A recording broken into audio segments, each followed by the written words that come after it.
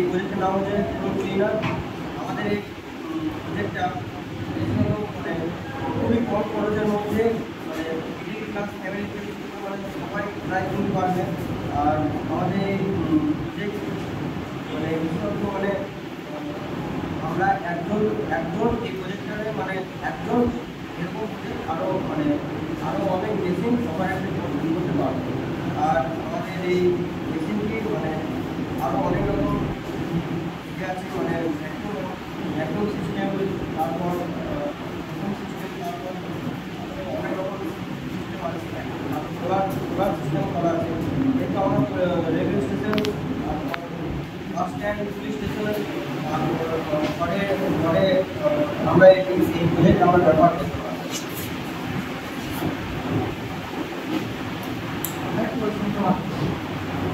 মানে ঠিক আছে, তুমি যেটা বলো তো ঠিক আছে, বাট তোমার মানে একবারে বলতে পারলে ঠিক আছে।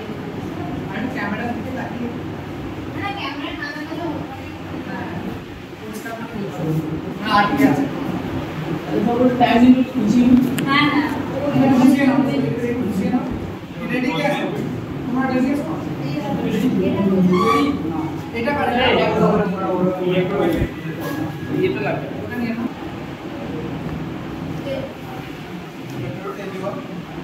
আমরা গভর্নমেন্ট আইডিয়া ক্যানিং আনসারের ডিগ্রি কলেজের স্টুডেন্ট। আমার নাম সুবীর মণ্ডল এবং আমার বন্ধু শাশ্বত মণ্ডল। তো আমরা এবারে আমাদের এই প্রজেক্টটা বানিয়েছি। এই প্রজেক্টের নাম হচ্ছে ওয়েস্ট ম্যাটেরিয়াল সেগ্রিগেশন। তো এই প্রজেক্টটি সম্পর্কে আরও বিস্তারিতভাবে আমার বন্ধু আপনাদের বলবে। আমরা যদি ওয়েস্ট ওপেন ডাম্পিং কথাটা বলি, কারণ ওয়েস্ট ওপেন ডাম্পিং করার ফলে যে ওপেন ডাম্পিং করার ফলে যে বায়ু দূষণ হয়, তারপরে জল দূষণ হয়, মাটি দূষণ হয়, সেগুলো যাতে পরিবেশের যে কম ক্ষতি করতে পারে সেই জন্য আমরা এই মেশিনটি বানিয়েছি। আমাদের মেশিনটির কাজটা করার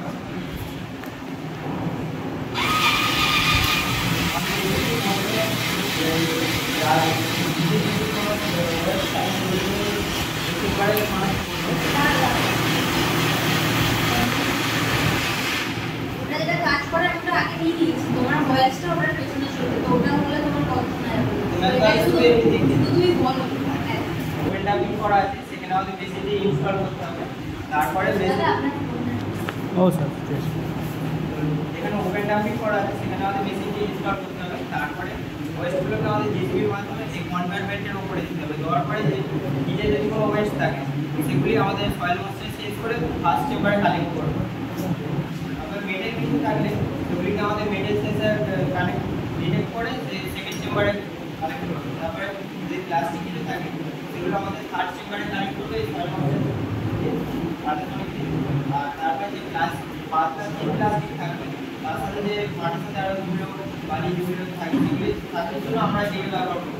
এটা দিয়ে যে প্লাস্টিকগুলো পাতলা প্লাস্টিকগুলো ভিতরে চলে যাবে আর যে বেশি ধুলো বালিগুলো বাইরে পড়ে যাবে।